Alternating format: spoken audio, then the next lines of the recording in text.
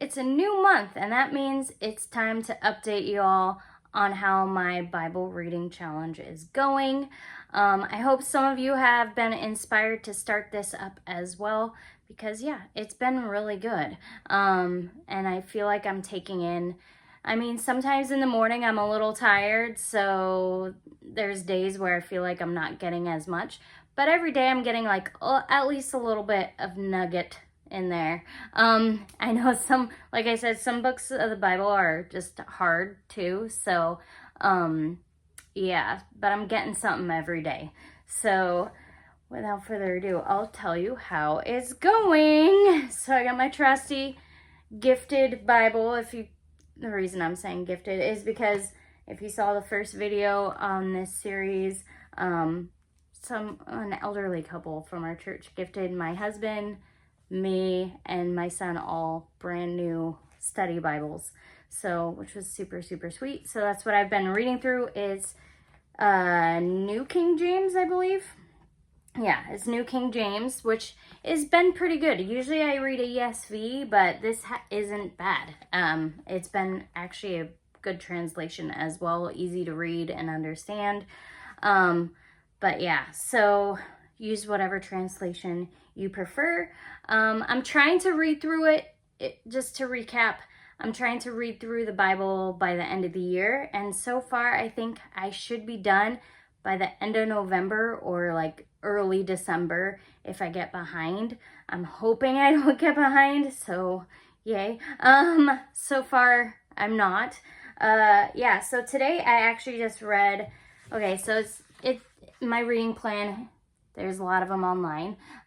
January, February, March, April. So I'm 4 months in, even though it's August 1st. August 2nd by the time this video comes out. But yeah, so you don't have to follow the months on a reading plan, obviously. But yeah, I just wanted to read, like, it's gonna have to be like 2 months at a time in order to get through it in 6 months, because since I started in June, that puts me at like the end of November to be finished. So, right? Yeah, should be the end of November that I finish.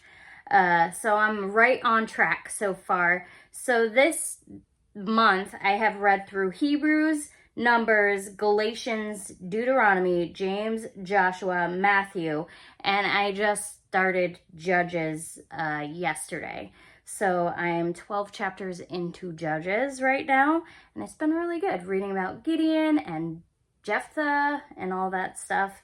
If you read through the Bible before, you know what I'm talking about, hopefully, maybe. There's just so much in the Bible that it's hard to remember every story, but Gideon, I feel like, is pretty well known. Jephthah, I believe he's the one where he ends up having to sacrifice his daughter, because he's like, if you give me victory, I will sacrifice the first thing that comes out of my house, and it was his only daughter.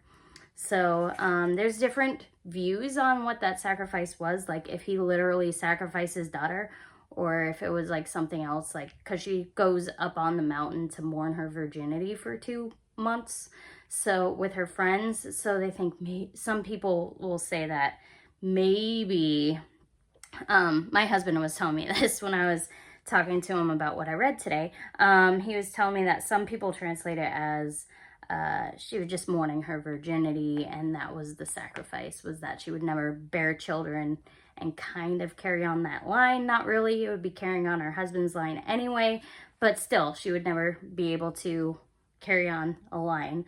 But yeah, so that's what I was reading today.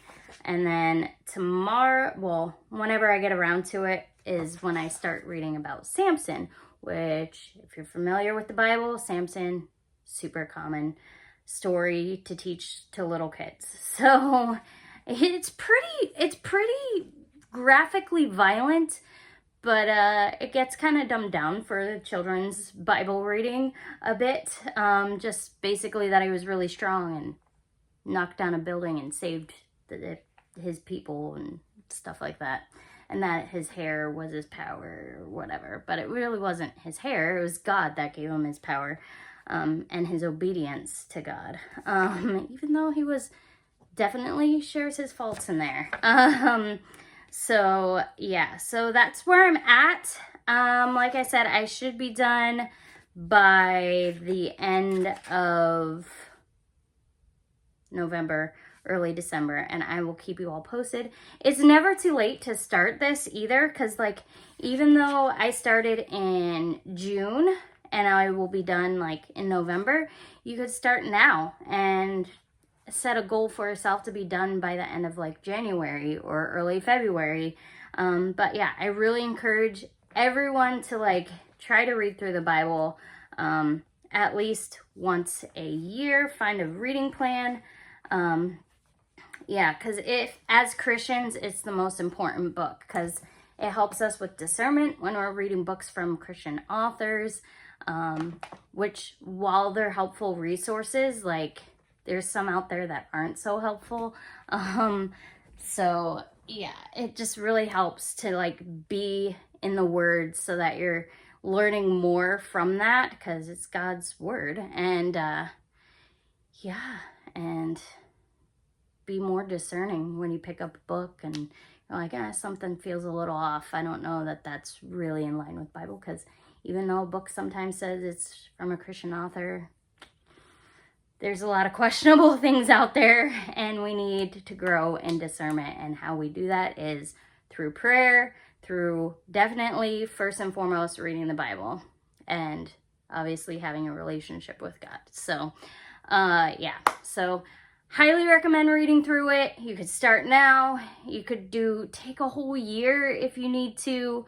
I just like to do a quicker read through, so the other half of the year I usually find other Christian books to read that maybe help me grow in understanding from authors that I know and trust. Well, not know personally, but know enough about that I know that they're solid. So yeah, so that's why I'm doing the 6-month thing, is because I like to read other theological books the other half of the year. So that is where I'm at. I hope some of you will join me in this challenge if you haven't already. And yeah, I encourage everyone to do it. So I will see you all next time. Bye.